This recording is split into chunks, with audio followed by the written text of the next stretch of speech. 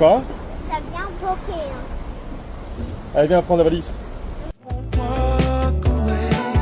She, you need to be quiet. 쉿, 조용히 해야 해요. 한국 지하철에 오른 한 벨기에 여성이 카메라에 대고 속삭입니다. 객차 안이 너무 조용해서 자신의 목소리가 이 칸에서 가장 큰 소음이었기 때문인데요. 그런데 이 가족이 한국에서 겪은 진짜 충격은 따로 있었습니다.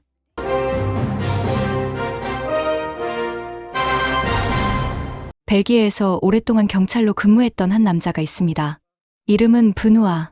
그는 2019년 안정적인 직장을 정리하고 아내 비르지니 그리고 어린 두 딸과 함께 전 세계를 떠도는 삶을 선택했는데요.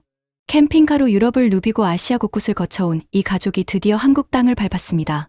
그런데 한국 여행 중 이 가족은 그만 달리던 버스 안에서 교통사고를 당하고 맙니다. 그런데 여기서 정말 이상한 일이 벌어졌습니다. 수십 년간 사고 현장을 누렸던 이 전직 경찰관의 입에서 나온 말이 원망이나 불평이 아니라 도저히 믿기지 않는다는 감탄이었기 때문인데요. 도대체 한국에서 무슨 일이 있었던 걸까요? 이야기는 이 가족이 서울에 도착한 첫날로 거슬러 올라갑니다. Premier jour en Corée du Sud. On s'est réveillé vers 10h, 10h15. Donc on a déjà loupé le petit déjeuner ici à l'hôtel.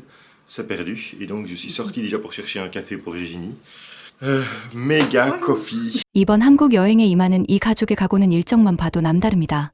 우선 서울에서 3박을 머물며 도시의 분위기에 적응한 뒤 동쪽에서 출발해 남쪽으로 내려갔다가 서해안을 타고 다시 올라오는 한반도 일주 코스를 계획한 것인데요. 그리고 전국 일주가 끝나면 다시 서울로 돌아와 무려 15일 동안 서울 구석구석을 제대로 탐험하겠다는 것이 이 가족의 큰 그림입니다. 잠깐 훑고 지나가는 관광이 아니라 한 나라를 통째로 살아보겠다는 계획인 셈이죠.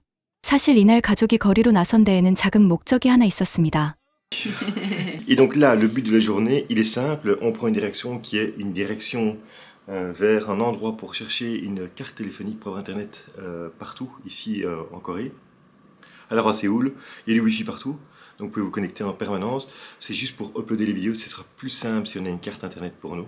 카페는 물론 지하철, 버스, 길거리 한복판에서도 끊기지 않는 무료 와이파이. 유럽에서는 공공 와이파이를 찾는 것 자체가 일이고 어렵게 연결해도 속도가 느려 쓸 수 없는 경우가 대부분인데요.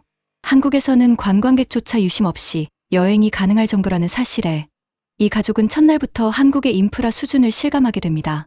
아유, 한국말 될 줄 아네? 감사합니다. Là, je viens de vous mettre pendant quelques secondes. On est en plein cœur de la ville. On a un carrefour avec des feux et des voitures. Et il n'y a pas de bruit. C'est d'un calme olympien cette ville. Je vous jure, on se croirait en pleine forêt de Scandinavie. En fait, c'est nous qui faisons le plus de bruit, comme d'habitude. Bon. Rêve, rêve, rêve, rêve, rêve, rêve.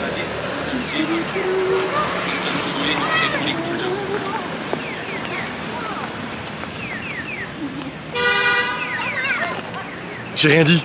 Il klaxonne. Ça klaxonne ici. Premier klaxon de la journée.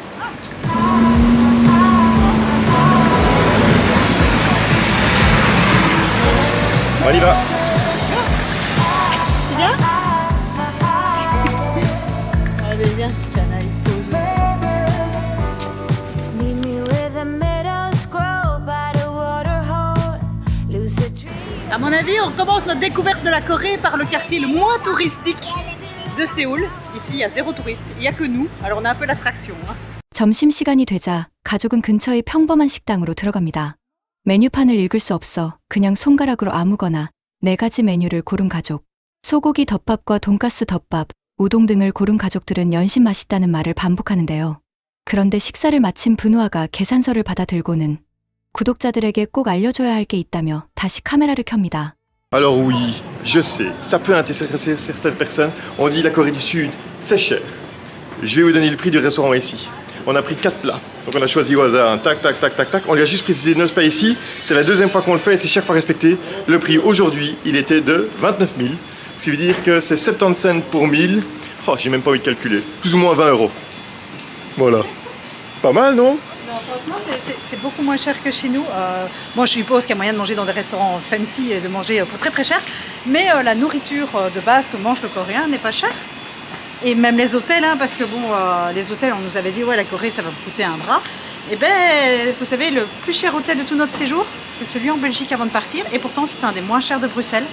Donc voilà, ici, les hôtels, les nuits nous coûtent moins cher qu'en Belgique. Aller au magasin pour la carte internet n'a plus lieu d'être. On a réussi à trouver une manière via eSIM de le faire. Aller jusqu'au magasin internet, ça sert à rien. Avoir internet vraiment pas cher, 26 € illimité ici en Corée du Sud. 저렴한 음식값에 이어 호텔비는 물론 통신비까지 무제한 데이터가 단돈 26유로. 유럽에서는 상상하기 어려운 통신비에 매장까지 걸어갈 필요조차 없이 모든 것이 온라인으로 해결되는 나라. 분우아는 한국에서는 발품 파는 것 자체가 필요 없는 것 같다며 혀를 내둘렀습니다. 오후가 되자 가족은 동네의 작은 공원으로 향합니다. 그런데 유럽에서 온 이 가족의 눈에는 한국의 평범한 동네 공원조차 놀라움의 연속이었는데요.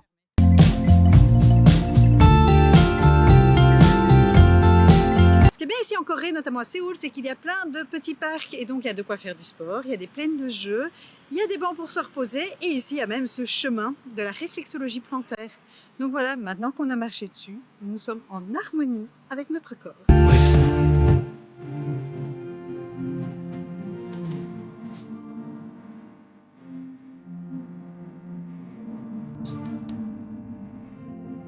Ça faisait très mal.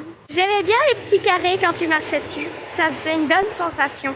Moi, j'ai bien aimé tout, et en particulier les petits trucs parce que ça allait bien dans la plante des pieds. Si ça fait pas trop mal, tu recommences? Oui. Allez-y, amusez-vous bien. Merci. 그런데 공원 화장실 앞에서 가족의 시선을 붙잡은 풍경이 하나 있었습니다. 공원 한쪽에서 어르신들이 게이트볼을 즐기고 계셨는데 그 모습이 유럽인의 눈에는 너무나 낯설었던 것인데요. Parc, Corée, monde, propreté, toilettes publiques ultra propres. Donc voilà, c'est en fait juste là derrière. Les personnes qui jouent c'est un mix entre la pétanque et le cricket et le golf. Ça se joue dans le silence, donc quand ils gagnent, ils font pas des waouh et tout ça, ils crient pas, non, c'est très, très respectueux. 점수가 나도 소리를 지르지 않고 이긴 팀도 조용히 박수만 주고받는 어르신들의 경기 매너. 함성과 야유가 기본인 유럽의 스포츠 문화에 익숙한 분우아에게 승부의 순간까지 서로를 배려하는 이 모습은 신선한 충격이었는데요. 그리고 그 옆에 공중화장실은 이 충격의 쐐기를 박았습니다. Et les toilettes évidemment publiques ici en Corée du Sud, dans un parc au milieu de qui, on pourrait s'attendre à un truc. Et au final, je crois qu'on peut manger à l'intérieur. Ah, c'est typiquement ce genre de journée. C'est pour ça qu'on est venu en Corée. C'est parce qu'on voulait juste... 유럽에서는 돈을 내고 들어가는 유료 화장실조차 이 수준을 기대하기 어려운 것이 현실인데 한국의 무료 화장실 수준에 감탄을 금치 못하는데요. 경기장의 고요함이 시민의 품격이라면 무료 화장실의 청결함은 이 사회가 공공의 공간을 대하는 태도 그 자체였던 것입니다. 그런데 산책 중이던 분우아의 발걸음이 한 기둥 앞에서 멈춰섭니다.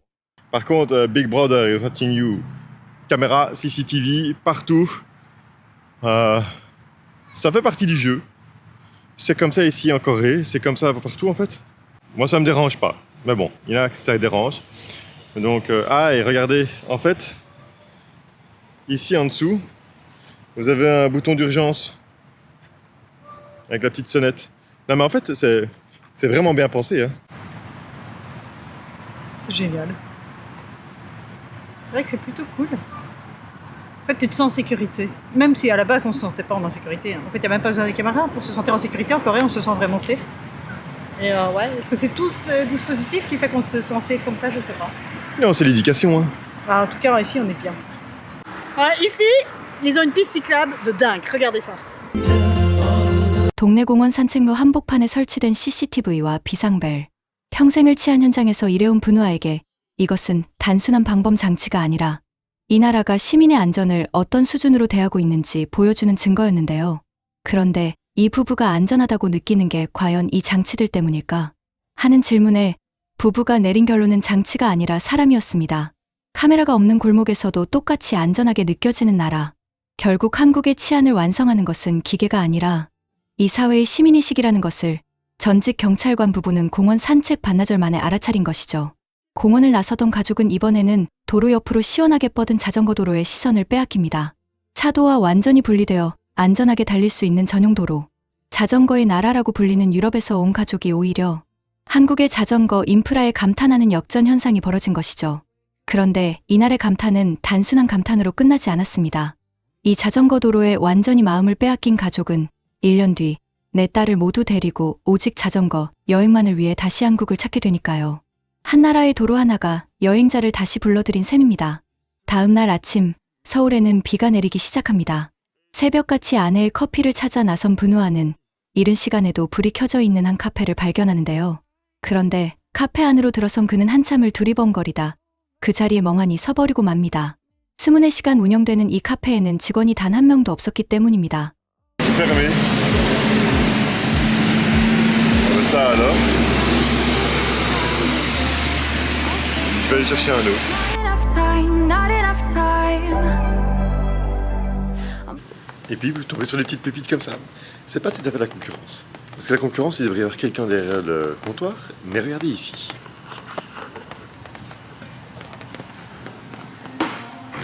C'est ouvert 24 heures sur 24.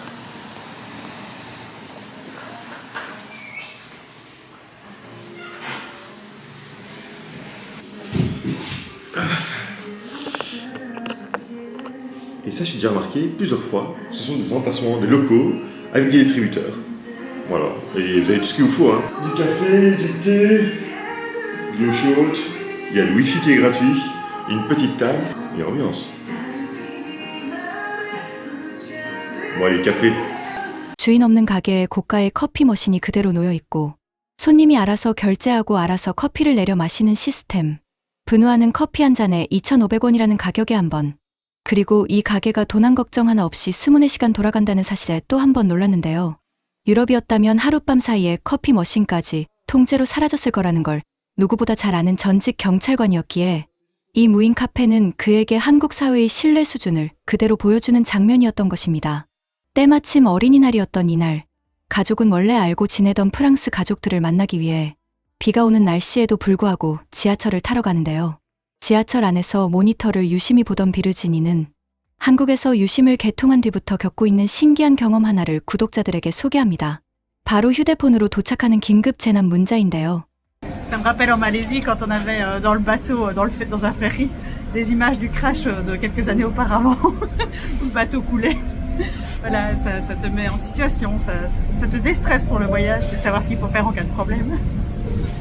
Ah, n'allez plus en formation, hein, les gars. Vous pouvez directement venir en Corée, à Séoul. Il y a des formations en ligne via la télévision, c'est beaucoup plus simple. Ouais, et alors, il faut savoir aussi que depuis qu'on est en Corée et que j'ai la carte coréenne, je reçois des alertes sur mon GSM pour toutes les personnes disparues dans le secteur.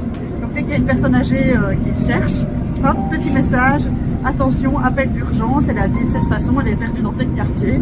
Donc à mon avis, ils ne doivent pas perdre grand monde ici parce que directement, si toute la population reçoit ce message sur son GSM, c'est facile de retrouver les gens.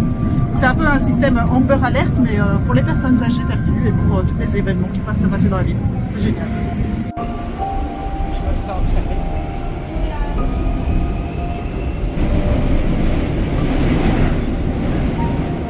실종자가 발생하는 순간 그 지역에 있는 모든 사람의 휴대폰에 실시간으로 알림이 전달되는 시스템. 사실상 온 국민이 수색에 참여하는 셈이니 이 나라에서는 사람을 잃어버리는 것 자체가 어렵겠다며 혀를 내둘렀습니다.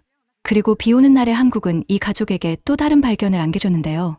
건물마다 입구에 놓여있는 우산 빗물 제거기가 바로 그것입니다. Voilà. Allez, j'ai trop envie de vous montrer ça. Regardez, c'est quoi? C'est un truc pour les umbrellas, pour les parapluies. En fait, vous mettez votre parapluie dedans. Hop. Et c'est pour enlever l'eau de votre parapluie, c'est pour le sécher. Voilà, comme ça, vous vous baladez pas avec un parapluie, tout mouillé. Et vous avez ça partout dans les malls. Dès que vous sortez ou dès que vous rentrez, il y a une petite cage comme ça pour essuyer votre parapluie. Parce que la Corée est connue comme un pays où il pleut souvent. 젖은 우산 때문에 바닥이 미끄러워지는 것을 막기 위한 이 작은 기계 하나에도 한국의 디테일이 담겨 있다며 감탄한 부부. 그런데 카페에서 잠시 몸을 녹이던 중 아내 비르지니가 갑자기 중대 발표라도 하듯 카메라 앞에 앉습니다. 한국에서 아주 위대한 발견을 했다는 것인데요.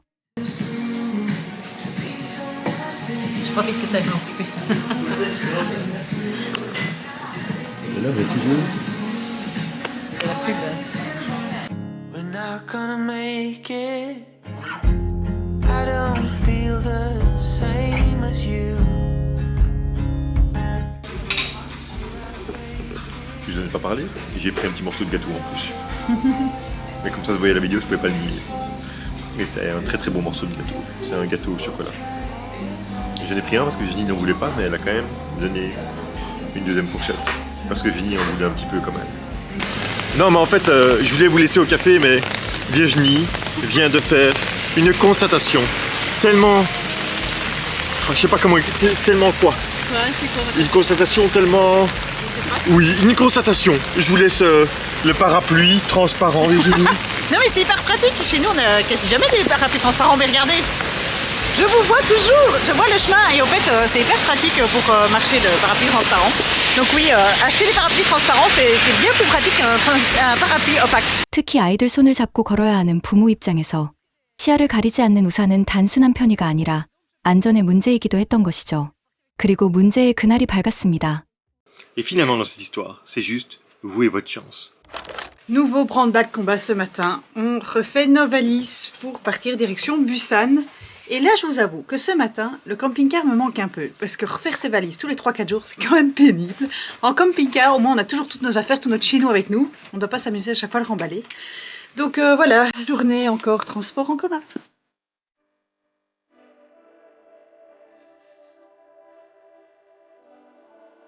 계획대로 남쪽을 향해 출발하는 날. 서울 일정을 마친 가족은 부산으로 이동하기 위해 버스에 몸을 실었는데요. 출발한 지 채 1분도 되지 않아 교차로에 진입하던 버스에서 엄청난 경적과 함께 굉음이 울려 퍼집니다. C'est le moment de vous expliquer ce qui s'est passé ce matin à la gare des bus.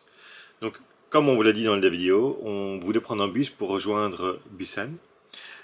On a trouvé notre bus, directement on monte dedans, on assied tout le monde, on attache nos ceintures, on voit que le bus démarre. Il donne un premier coup de klaxon parce que je pense qu'il y a quelqu'un qui est dans le chemin. On fait plus attention, on s'occupe des enfants. Le bus fait marche arrière, et puis il se déboîte, il fait marche avant, il s'engage dans un carrefour. On voit pas ce qui se passe parce qu'on est la rangée 4 ou 5. Et donc on n'imagine pas vraiment ce qui se passe. On sait juste qu'à un moment donné, on entend juste un énorme coup de klaxon et puis un gros boom. Et là, c'est ce qui se passe sur les images qui vont suivre. C'est les premières secondes après l'accident. On va pas partir tout de suite, il vient de faire un accident. Ouais, regarde, filme ce qu'il y a ici. Ici, on voit rien d'ici, c'est bien. Et moi j'avais ma ceinture de sécurité. Ça va les filles? Ouais, et Sue aussi avait sa ceinture de sécurité. Ça va les filles? Tout va bien? Non, ouais, non, tout va bien. La voiture est bien lavée. Ah ouais. Je me suis mangé le siège avec mon époux, le siège de... C'est ma faute, j'étais pas encore attachée. Moi, j'ai aussi. Attends, mais on n'a même pas démarré, hein. La gare elle est juste là. On n'a même pas fait 100 mètres. Alors, dans mon expérience de bon vieux policier, le pire maintenant, c'est le suraccident. On est au milieu du carrefour, donc qu'est-ce qui peut nous arriver de pire? Ouais, c'est qu'une autre voiture vient de percuter le bus qui est en plein milieu. Donc, dès qu'on peut, on se bat. C'est ça la question. Je me suis mangé le truc avec les pots. Moi, tout va bien. Parce que moi, je me suis tais. Et puis parce que tu avais ta ceinture de sécurité. dépanneuse. 버스와 승용차가 충돌하는 사고가 난 것입니다. 그런데 바로 이 순간부터 전직 경찰관 분우아가 평생 잊지 못할 장면이 펼쳐집니다. 사고가 나자마자 거짓말처럼 경찰차와 구급차, 견인차가 연이어 현장에 도착하기 시작한 것이죠. 수십 년간 유럽의 사고 현장을 지켜봤던 그는 숙소에 도착한 뒤 이날의 경험을 이렇게 정리합니다. En réalité, dans cette histoire, on a beaucoup de chance. Heureusement qu'on a tous notre ceinture, sauf Virginie, et c'est bien simple, elle a mangé le siège devant. Heureusement, la dame dans l'accident de l'autre voiture n'a rien. Et ce qui est extraordinaire, c'est que quand vous regardez bien, les services de sécurité, la police, les pendages, les pompiers, l'ambulance, tout le monde était là quelques minutes à peine après l'accident. Donc c'est extraordinaire. Nous, en Belgique, il aurait fallu des heures et des heures. Là, en moins de 10 minutes, la situation était sous contrôle. Il y avait la police pour faire la circulation, une ambulance, une dépanneuse. Enfin bref, c'était assez hallucinant de voir à quelle vitesse ça va. Mais bon, c'est pas une expérience qu'on a envie de... C'est pas une expérience qu'on a envie de refaire pour une prochaine fois. C'est notre premier accident en Asie. Donc ça fait quand même depuis 2019 qu'on voyage. On a fait énormément de pays. Ça peut arriver.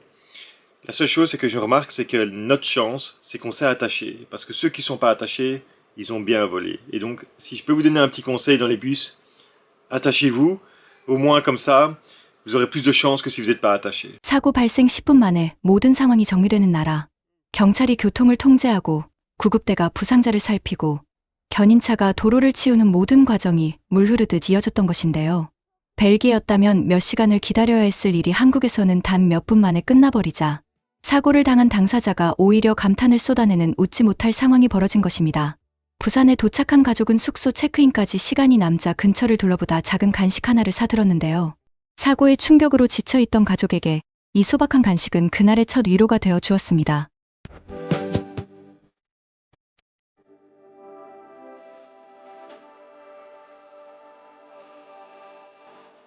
C'est bon? Ouais, je peux goûter aussi? Ouais, ça va bien, c'est à l'haricot, à la pâte d'haricot. Ok. Voilà. Alors, cette très bonne pâtisserie qui a déjà plu. Ce sont des petits gâteaux fourrés à la pâte d'haricot rouge. C'est très bon, c'est délicieux. Je sais pas pourquoi on mange pas ça chez nous, parce que c'est très bon. Je pense en plus c'est plein de protéines, les pâtes d'haricots, donc je pense que c'est très bon pour la santé. Bon, évidemment, il y a un peu de sucrerie avec. Bon, on est déjà arrivé. 간식으로 기력을 되찾은 가족은 드디어 숙소에 짐을 풀었는데요. 그런데 이 평범한 숙소가 사고 직후 예민해져 있던 가족의 마음을 다시 한번 움직이기 시작합니다. 숙소에 들어선 비르지니가 가장 먼저 소개한 것은 객실 문에 달린 작은 장치였습니다. Et alors ici en Corée, en fait, ça fonctionne avec les codes. Donc j'ai un petit code pour la porte, et donc il n'y a pas de clé, ce qui est très pratique quand on a des enfants, parce que il suffit qu'il y en ait un qui a la salle de bain ou quoi, il faut qu'il revienne, s'il n'a pas la clé ça va être compliqué, avec le code, pas de souci. 한국인들에게는 너무 당연해서 있는 줄도 모르고 사는 물건. 하지만 아이 넷의 짐을 챙기며 열쇠까지 관리해야 했던 이 부모에게 잃어버릴 걱정 자체가 사라지는 도어락은 그 어떤 호텔 서비스보다 반가운 시스템이었습니다. 실제로 유럽의 숙소들은 아직도 대부분 묵직한 금속 열쇠를 사용하고 있으니까요. 그리고 전직 경찰관의 직업병은 숙소에서도 발동됩니다. 어느 나라를 가든 방에 들어서면 화재 대피 경로부터 확인한다는 분우아. 그런데 5층 객실 창가에서 그는 처음 보는 물건을 발견하는데요. Pour ceux qui s'inquiétaient en matière de sécurité incendie, enfin je sais pas s'il y en a qui s'inquiètent, mais moi je m'inquiète, c'est toujours le premier truc que je regarde. Oui, on est au 5e, il y a une fenêtre vers l'extérieur, mais en fait ils ont tout prévu. Alors je sais pas si c'est rassurant ou pas. Il y a une boîte avec un harnais à placer autour de sa taille. Ici, derrière moi, j'ai une grande barre en métal comme ça, qui se met à la fenêtre pour pouvoir descendre en rappel le long du bâtiment. 화재 시 창문으로 안전하게 탈출할 수 있도록 객실마다 비치된 완강기. 하필 이날 오전에 사고를 겪었던 분우아에게 저렴한 숙소의 객실까지 최악의 상황을 대비해 두는 이 나라의 안전 감각은 남다르게 다가올 수밖에 없었습니다. 안전이란 비싼 호텔의 특권이 아니라 모두에게 주어지는 기본이라는 것. 한국은 그 당연한 원칙을 실제로 지키고 있는 나라였던 것이죠. Tout ça extrêmement rassurant. Et là, ce qu'on entend, c'est la clim. Donc oui, ça c'est le problème des guestos, c'est que évidemment, c'est quand même, ça reste rudimentaire, mais en termes de budget, c'est quand même beaucoup moins cher qu'un hôtel traditionnel ou qu'un Airbnb. 350 000 won. Pour 5, donc ouais. payer 7, 14, 21. 20, on va dire 250 € pour 5 nuits. 50 € la nuit. Voilà, 50 € la nuit pour 6 personnes. Ouais, évidemment, ça reste un peu imbattable comme prix. Hein. Donc voilà, 250 € pour 5 nuits à 6. Dans le cœur même de Busan. 부산 도시 한복판에서 6인 가족이 하룻밤 묵는데 단돈 7만 원. 분우아는 이 가격은 세계 어디에서도 이길 수 없다고 단언했는데요. 도어락과 완강기까지 갖춘 숙소가 이 가격이라는 사실에 사고로 힘들었던 하루가 결국 한국에 대한 감탄으로 마무리되고 만 것입니다. 어쩌면 이 가족은 가장 원치 않았던 방식으로 한국의 진짜 실력을 확인했는지도 모릅니다. 고요한 거리와 무인 카페, 공원의 비상벨이 여행의 낭만이었다면 사고 현장에 10분 만에 도착해 상황을 끝내버린 시스템은 이 나라가 위기 앞에서 어떻게 움직이는지 보여준 실전이었으니까요. 전직 경찰관의 직업적인 눈으로도 믿기 어려웠던 그 속도. 우리에게는 너무 당연해서 한 번도 대단하다고 생각해 본 적 없는 일상이 세계의 기준으로는 여전히 놀라운 일이라는 걸 이 벨기에 가족이 다시 한번 증명해주고 있습니다.